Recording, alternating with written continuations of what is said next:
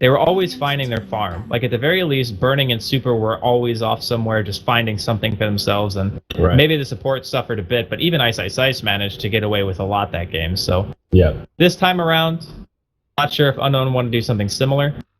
Yeah, I would love to see them pick TA again, because I honestly think that he played a great game in game number 1. Last game, Fenrir was just sort of the sacrificial space creator in a lot of regards. He was 0 really and 6 do much, and just kind of ran around and helped to deal with pressure, and he was just a walking tombstone, basically. And then at the end, he had a mech, and that helped a little bit. I mean, heck, in the beginning of the game, all he really did was give the TA kills, because they were playing like 2v1 mid, right? And then Kotaro just walks up and is like, whatever, I got max belt at level 7, you're just dead.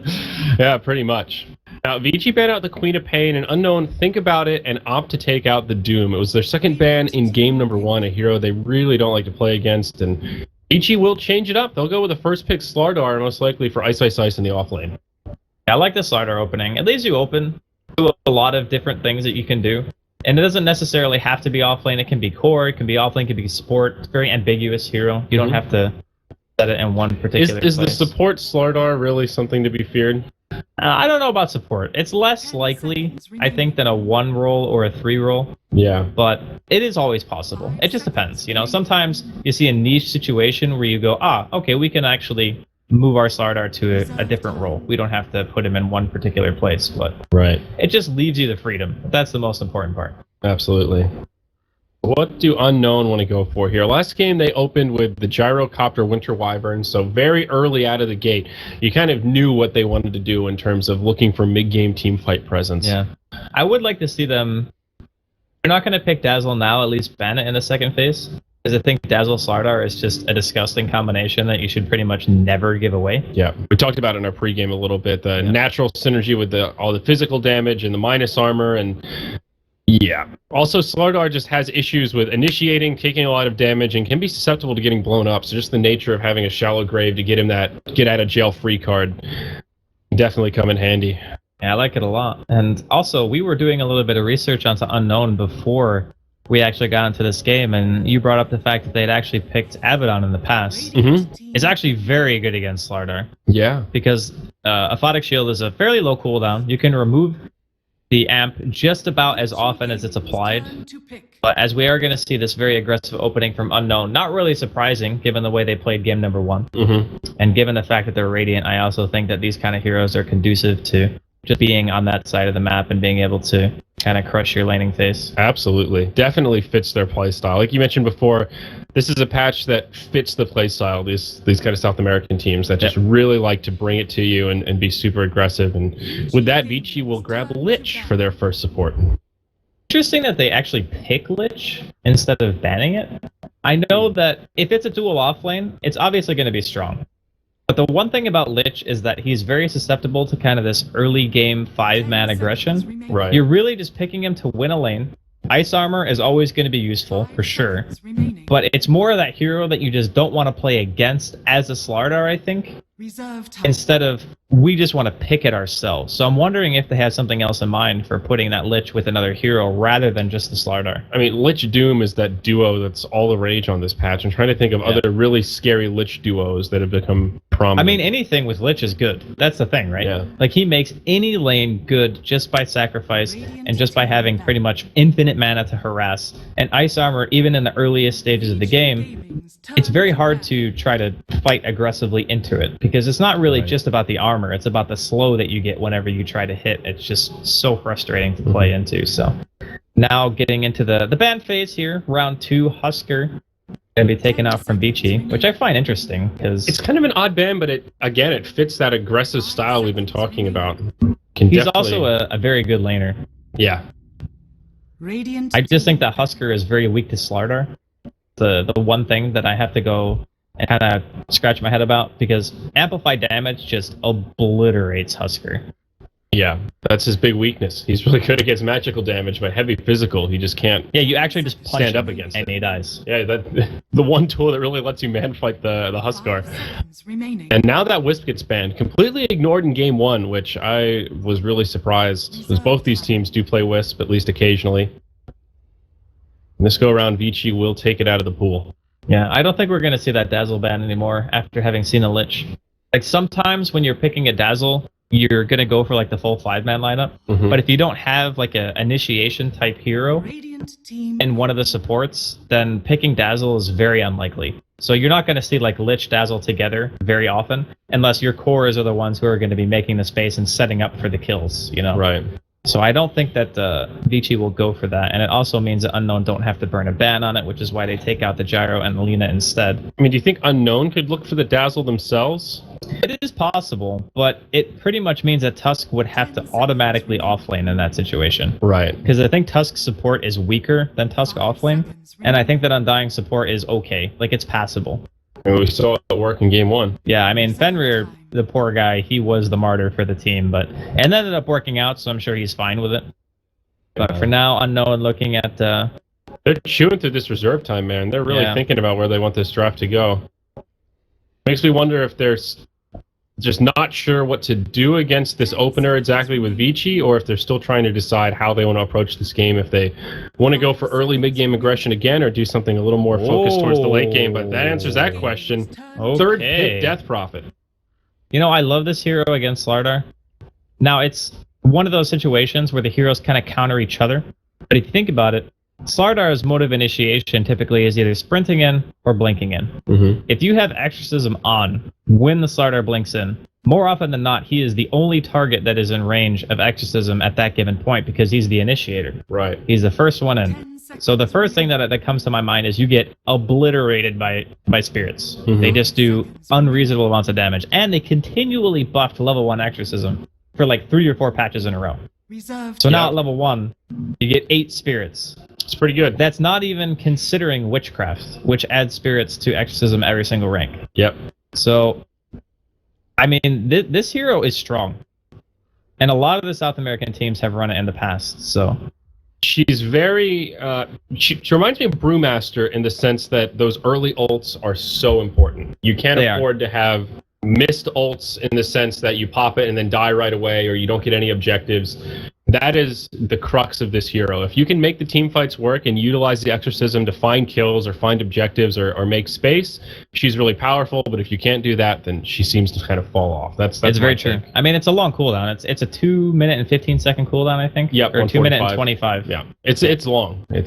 So, like you said, scale. You got to try to get something out of it whenever you pop it. But at level 7, I think you have now 12 spirits.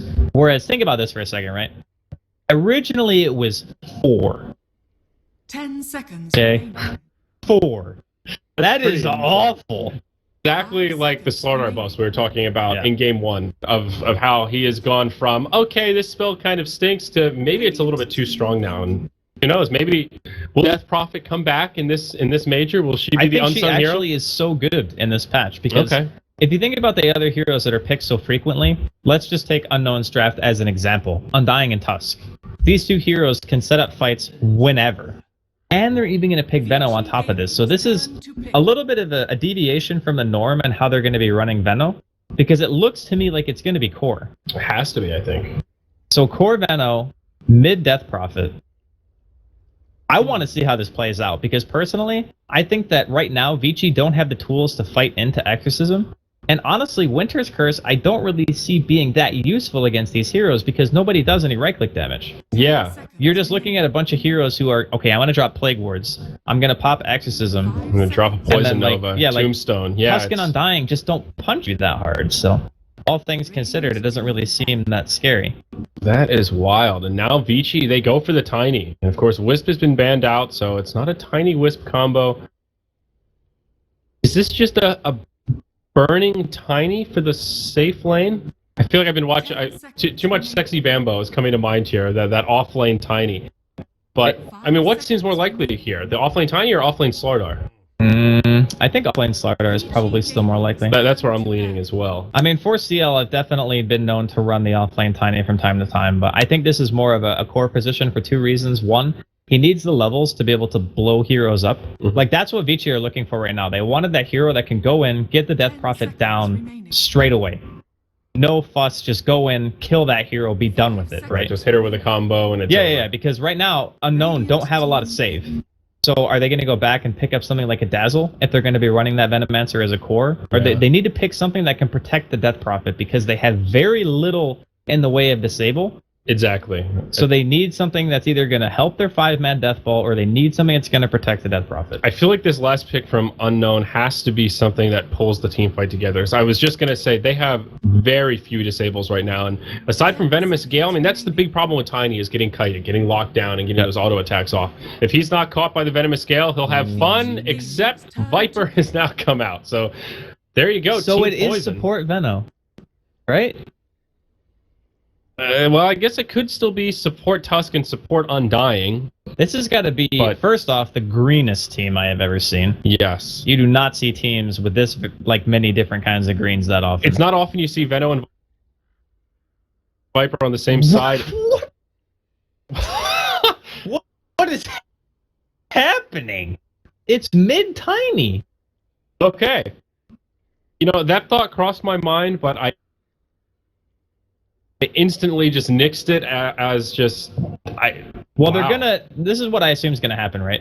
They're gonna send Ice to the off lane. They're gonna do Lich Tiny mid, and then they're gonna do Winter Wyvern Medusa safe lane.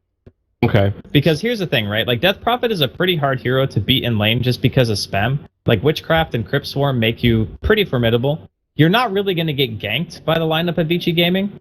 So what I assume is going to happen is they're just going to stick Lich mid to keep the Death Prophet down, try to prevent Exorcism from being too much of an early game problem. Or wait a minute, is it position 1 Death Prophet? I guess. Because Kataro's playing Viper right now. Yeah, so it'll be Viper mid.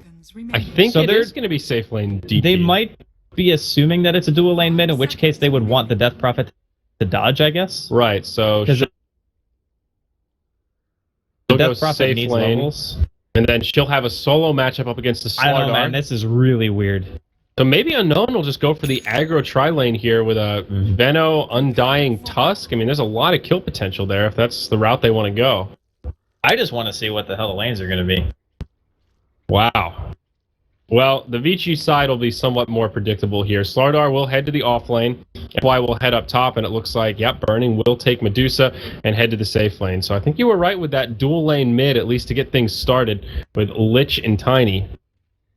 Oh, no, they are going to put Death Prophet mid. They're just, maybe they just don't want to play Death Prophet on Kataru. Yeah. Now, Unknown is one of these teams where their 1 and their 2 and their 4 and their 5 are pretty interchangeable. They don't have locked roles in terms of who does what. So it is a little bit difficult to predict based on which player has which hero. Safe lane Viper. Interesting. Well, he'll definitely get a lot of farm down here, that's for sure. Yeah, if he's against a Slardar, it won't be too bad. But I worry about this DP's ability to handle this dual lane mid.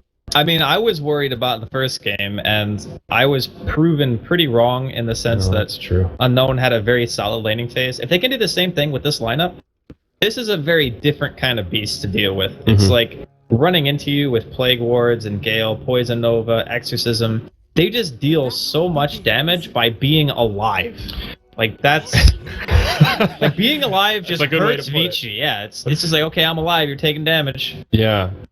What an interesting draft here. This is... And how are you going to kill Tombstone when you have to walk into a Poison Nova and Exorcism? Like, that just seems terrifying. Why are there 3 people mid? Vici are just like... This game has already devolved into chaos. You know? Yeah. Okay. All right, so it's Undying Death Prophet mid for the Radiant. FY will start off with the Arctic Burn just to try and push him back a little bit. There will be some support. Super hasn't skilled anything quite yet, but Decay from Ztok will steal a little bit of strength and push him back. It's a dual lane in the mid on both sides of the coin. Yeah, we knew the dual lane was coming from Vici, but I suppose if you're going to have the situation, you kind of have to put the Undying there as well. The dual lane we were thinking, though. Yeah, I thought assuming it would be a Lich. And Ice. Look at all of this Toxin down bottom, so much slow. They won't quite find the kill. They bring him down low, but he will eat a tango and survive. Now, Veno Viper in the safe lane. This is disgusting. It actually is disgusting, literally and metaphorically in this case. Yeah. It's this is what I think of as the anti-Merlini lane. His 2 least favorite heroes in the same lane. I mean, I can understand Viper, but why you got to hate on Veno? I don't know. I mean, he's a little bit boring to play. He doesn't like the idea of a hero that presses R and then suicides. He says it's just stupid. All right. Well, what about his a hero words, that not presses mine. R and deletes another hero from the game? Because that's pretty much what Doom does. Yeah, and Necro. All right, here we go. Burning He'll get initiated on. Just caught by the Ice Shards. We'll go for that early point in Mana Shield and Mystic Snake. I'm always curious to see what build Medusas go for early on, because I feel like there's a lot of different ways you can approach this hero. I think you just max Mystic Snake and Shield, honestly. Okay, so you think Max Snake is the way to go here and not the stats build? I mean, the stats build's okay. I just feel like you need the survivability of having the max shield. If he wants to go like full defensive, he could max shield and get stats. But having the Mystic Snake also means that you can steal mana in lane, which does add to your overall health anyway, if you want to think of it that way. Yeah, that's a good way to approach it. This is a scary duo lane, though, and they'll go right in onto Burning. He pops the healing salve, but out come the Ice Shards. Burning in a lot of trouble here, but can they actually secure the kill? The Arctic Burn from FY, slowing them into oblivion. Burning will turn, throw out that Mystic Snake to steal a little bit of mana. He will survive the onslaught, and it looks like FY will be able to make it back to safety near his tower. Z-Talk losing his decay stacks. Actually misses right there.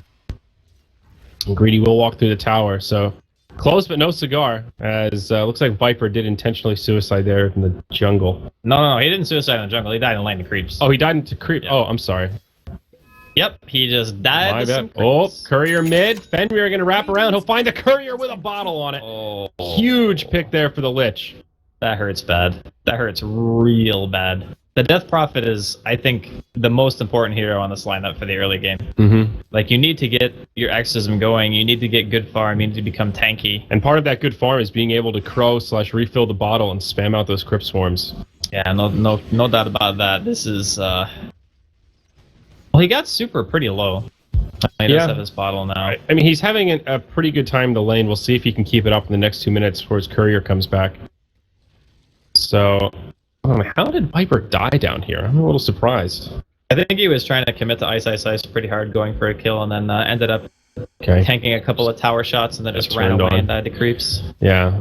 Ice. Getting some okay experience. He is halfway through level 4, but farming is definitely a difficulty. Getting aggressive against the Viper, though. Kind of pump fakes the Slitherine Crush there. Well, the one thing to note is that Viper does kind of need levels in the early game, because you need Corrosive, Nether Toxin, and Poison Attack all together to really get your laning phase going. And Vici with some more early rotations here is Fenrir and Ice, making their way through the woods, looking for that Death Prophet.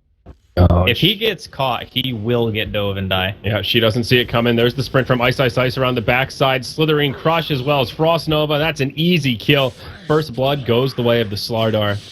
Very nice for Vici here. Meanwhile, up in the top lane, FY in a little bit of trouble. Will turn with Arctic Burn. Almost finishes off the Tusk, but he goes into the Snowball. Wand charge is not quite enough. Burning will come in for that one arrow to get the kill. A 1-for-1. Not too bad for Vici, actually. Medusa getting a freebie. I mean, this is the start that Vici need. Yep. If you lose your laning phase to what Unknown have, I think it's extremely difficult to win the game from that point, because they have insanely good death ball potential. I think they may try something for Z-Talk here. Nope, he'll just retreat back to safety. Ice. Does he want to go in? Yeah, there we go. Connects with a Slithering Crush. Snowball forward on 2. Burning getting low, and it's Ice that actually dies first. They'll trade 1-for-1, though. Dusa getting another kill. And even though they lose the starter, I feel like that's still not that bad of a trade. Burning the big breadwinner out of this whole exchange in the top lane. I'm totally okay with giving my Medusa early game kills. I mean, he's almost level 6. It's 5 minutes in. Yeah, he's got treads. He's got Bassi done. He's feeling pretty good. I want to know what item build he goes. I don't think I've ever seen a Burning Medusa game, actually. Like, live, at least. Yeah. I wonder... Not really a Lincoln's game. It's never a Lincoln's game. Down bottom, Viper, yep, he'll get picked off. Power of the Slardar Lich, man. Even a tanky hero like Viper, there's just so much slow, and if once he connects with the stun, it's really difficult. Now Excel, he's going to find himself in a world of hurt. Ice goes slithering on in. Slithering Crush. Fenrir will take some decent damage here, but they should be able to get this kill on the Veno. Ice just needs one more poke with that Trident, and he'll chase him down. 6-2 as Vici take control of the early game.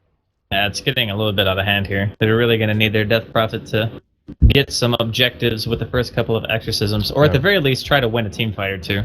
Yeah. I think with the level 1 exorcism being much stronger now, there is potential you can just use it to fight if you want to try to stop Vici from just running at you. Because it seems like Ice and his rotations, they've all been successful so far. Even if he's trading his own life, he's still finding something.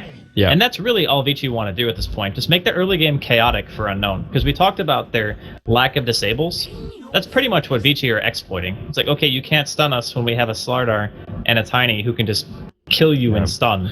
I mean, I look at games like this as just perfect evidence of why Ice is hyped up so much as a player. This is such a difficult safe lane to go up against, and instead of just sitting in the lane or getting picked off, he's made things happen elsewhere. That Slardar level 3, level 4 rotates mid. He just rotated to the top lane, and now all of a sudden, we're 7 minutes in. He's level 6, he's 2-1-2, and he has made so much out of this very difficult lane. It's just realizing the shortcomings in the game and realizing what you can do to circumvent that problem. Yeah. It's like, what's my problem? Okay, well, my lane sucks. I got 3 points into sprint at level 6. I got Slithering Crush. My movement speed is extremely high. I'm just going to run at people. Let's find some kills, man. Like, even if he doesn't end up getting a kill from his rotation, he still either secures farm for the lane that he's going to and create some space. There's a big rotation mid here, Draskell. 4 heroes going in onto Super. It'll be greedy to start it off. They will follow up with some damage, but a huge stun, huge toss. Now Ice is on his way in. 3 very low heroes. Z-Talk will try to commit on Super behind the hero, but Death Prophet's already gone down. Excel looks like he'll fall as well as FY connects with a couple Arctic Burn charges here. Greedy will make it away with a nice set of ice shards, and while all that was going on, Z-Talk did manage to find the kill on the Tiny, but Vici make the most out of this here, and it's not even over yet. Ice, he's still diving past the tier 2. He's slithering. Greedy will hit him with a walrus punch. He misses the crush. Oh no. Ice will fall after that Greedy dive. Very well played by Greedy, though. That was greedy of Ice, to be honest. Just diving at tier 2. But you can tell he's feeling pretty confident right now in the way that the early game is kind of rolling out here for Vici. Yeah. And I mean, he should be, because Burning is just free farming up a storm. Yeah, that was all space created. Ooh, hops to the other side of the ice shards. Could have potentially been a kill here for Greedy if he was on the other side of it, but now Burning will just pop his mana shield and slither back to safety. A lot of slithering heroes this game, Draskell. A lot of tails, a lot of wings. A lot of wiggling. Not a lot of feet, actually. Alright, so who has feet? Tusk, Undying. Tiny, I guess, technically has feet. Yeah, sure. Oh, down bottom, Kataro, he's going to get initiated on and well, pops a Viper Strike, but it's not going to do a hell of a lot. That'll be another easy kill, and this is like we talked about, where Slardar is just so damn strong. That minus 10 armor is just ridiculous. You know, you don't think of Lich as a scary right clicker, but if you're negative armor, yeah, those right clicks from Lich add up. Yeah, everything hurts when you have minus 5 armor at 9 minutes into the game. That is very, very true. And this is a really good example of, like, the Viper pick for me, I wasn't really getting. Like, I guess they wanted a lane dominator to put up against the Lich because they knew that the Lich was going to be in one of the 2 lanes, either mid or bottom, right? As top Burning is going to get punched here again. Yeah, but he will stay alive. Compliments of the Cold Embrace from FY. Now they'll try to turn on to Z-Talk. Winter's Curse comes out. He will move into Flesh Golem form, but they might have the damage here. Soul Rip just barely keeps him alive. And Greedy does press forward. They won't be able to find the kill. Meanwhile, in the bottom lane, Viper gets picked off again by the Slardar Lich duo. The slow comboing with the sprint Slithering Crush is just too much for this Viper to deal with. Yeah, they're just like bullying every single lane at this point. Yeah. I mean, we talked about it during the draft. The shortcoming of Unknown is their inability to really take early game fights. They rely heavily on kiting. Their only disabler is the Tusk. And this Death Prophet still doesn't have any points in Exorcism. Yep. So I'm kind of wondering, what is the go for them? Like, when do they feel confident in being able to do something? Well, could be in some trouble here. We'll see a rotation coming in from the Lich, but there's a lane ward down, so we'll be able to scout it out, and does move to safety. But if that ward wasn't there, I think that's a guaranteed kill with Super and Fenrir. This is a rough early game for Unknown, and like you said, I wonder when Death Prophet really will start to come online here and try to make stuff happen. She will go for the Yule Scepter first item, and does not skill the ultimate at level 9, grabs that last point in Witchcraft, so we'll have to wait until level 10 before we see Exorcism. Well, this is the old build, right? Yep. Like, back when Exorcism level 1 was really bad, this is what you used to see. Even if you get it at level 9, you're still going to get, what, 13 spirits? Yeah. With 4 points, or 3 points into Witchcraft, so I think that's plenty. could have already applied a decent amount of pressure with that ult, and if you get it earlier, you could have even used it like maybe 2 or 3 times by this point. I mean, right now it feels like Unknown just don't know what their game plan is at the moment. Burning is still free farming. He gets a tier 1 tower up top completely unchecked. Viper's going for a hand of Midas, but has just nothing to show for it. Still doesn't even have the Midas complete, and he's going to get picked off again. Ice Ice Ice just charges in. The Frost, or the ultimate from Lich was already utilized, and if Ice Ice Ice lives here, oh my, now the Tombstone comes in from Z-Talk. They will be able to finish him off. It's Undyne that'll get credit for the kill, so at least they make it a 1-for-1, but I mean, Viper can't even finish his Midas here, Draskell. That's how bad this is. Yeah, they really need this Death Prophet to hit level 10. Like, you need your ulti so bad. That's going to be really the test. If the Death Prophet ultimates fall short in the first couple of uses, I think this game is just going to become extremely difficult for them. I mean, it's already starting to ball out of control. About 4K net worth and experience is the lead for Vici, with Dusa topping the charts. And Burning going for a nice early combative build. He can join these fights if he wants to. Power Treads, Drum, Aquila. He's ready to rock and roll.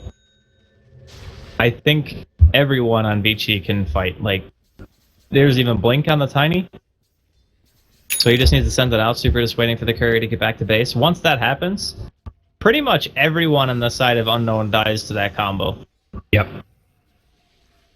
Yeah, the Blink Dagger, I think, is the right build for Tiny here. Just a lot of catch, and I mean, even this Viper, he's a free kill pretty much every time. Ice Ice Ice will just walk in.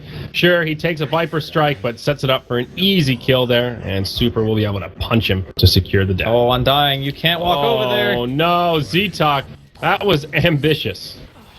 Walks right into the danger zone. Easy 2-for-0, and Vici aren't done yet. Ice Ice Ice, he's got the sprint on. He finds Excel, gets hit by a Gale, but it doesn't matter. They've just got way too much burst damage. These pickoffs are just all too easy for Vici. She's showing once again why they are widely considered to be one of the top 3 teams in the world right now. Oh yeah, no doubt. Just a very good understanding of heroes that aren't even seen that much. Like, how often do we see Death Prophet and Venomancer Viper together, right? Yeah. Like, that's a lineup that's fairly uncommon, and they're just showcasing that they understand how to deal with it thoroughly, even at this very early stage. And yeah, I just really like this build that Burning went for. I feel like Medusa is often characterized as a hero that can't get involved early on, and I mean, Stone Gaze is a really powerful spell, even in the early levels. And I like that they're starting to get Burning involved, especially now that he was able to get that tier 1 tower in his safe lane. Well, Mystic Snake does a tremendous amount of damage, as long as you can land it on multiple targets. That's the hard part, is like, early in the game, it's not often that you see like 3, 4, 5 heroes in close enough proximity to really land a good Mystic Snake, but in this game it's possible, just because of the kind of lineup that Unknown have put together. Well, Yules is up on the Death Prophet. She's also level 10, about halfway to level 11. So we could still see our first Exorcism. Maybe that will be the turning of the tides. What are you thinking about this Midas on Viper? Do you think that was the play here? I actually thought he was going to go for mech.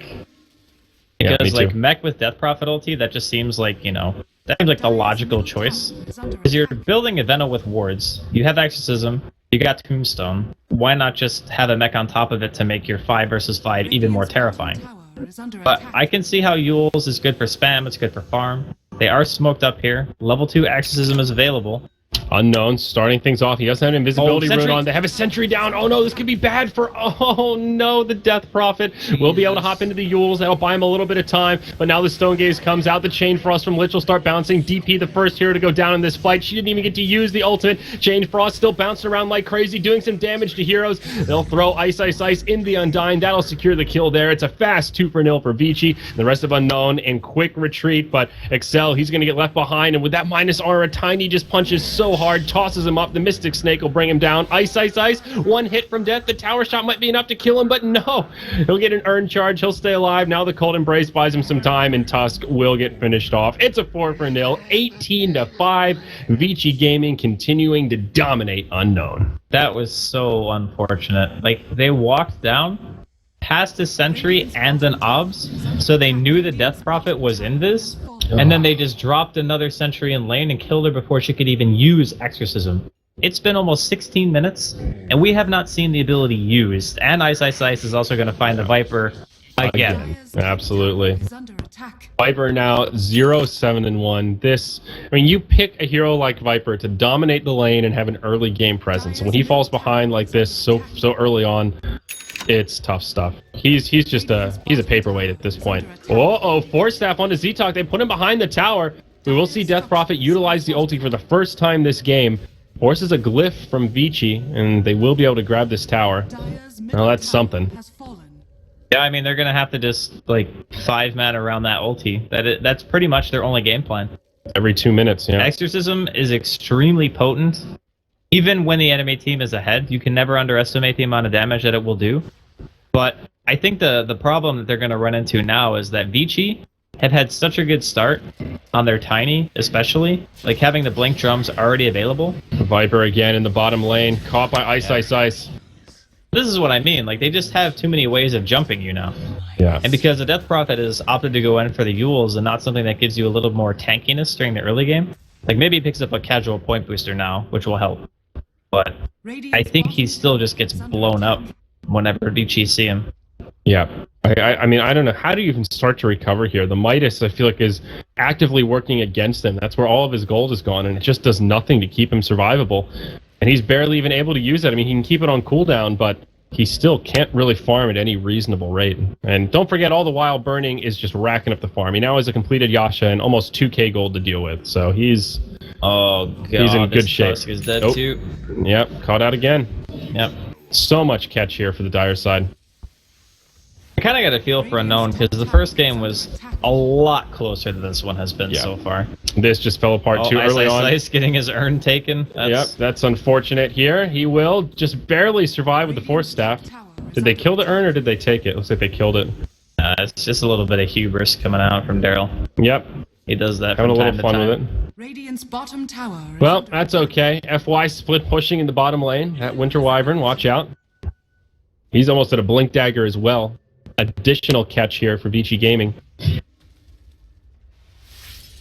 I honestly don't know what they're supposed to do outside of 5-man at this point. Oh, Z-Talk. He gets caught by a crush, sets it up for super. Toss combo, finds the kill. Another easy pick off here for Vici. They will disengage. And just look at this ward control here. The entire Radiant jungle is just completely warded. I mean, Vici know exactly where they're going to go. They've got complete map control. Taro, he TP's in. They know exactly where he is. Jesus. Ice hits him with an amp damage. They toss him back into the Dire team. Poor Viper. Yeah. I'm starting to feel bad for him. Starting to? Oh, Death Prophet. She gets caught. Winter's Curse comes out. Gets dropped seconds after the Exorcism is utilized, and it'll be on cooldown now. He got craggy when he tried to Walrus punch him. Oh my. It just gets worse here for Unknown. Now the Tusk falls. Undying gets off the Tombstone. It gets taken out. Chain Frost will fall, and that's it. 19 minutes in, they call the GG, and honestly, not a moment too soon. It'll be a 5-man wipe as the Venom gets taken out. 5-0 to round things out. Game 2, Vici, man. Just they came out of the gate guns blazing. Yeah, that was pretty one-sided. This is more along the lines of what I was expecting when I saw the first game. But I mean, Unknown showed that they have some potential. It's just a matter of this lineup. I think was too far off center. Yeah, like we talked about before the series even started, maybe bringing something to the table that was a little bit new. But usually that means like maybe 1 or 2 new heroes. It doesn't mean pick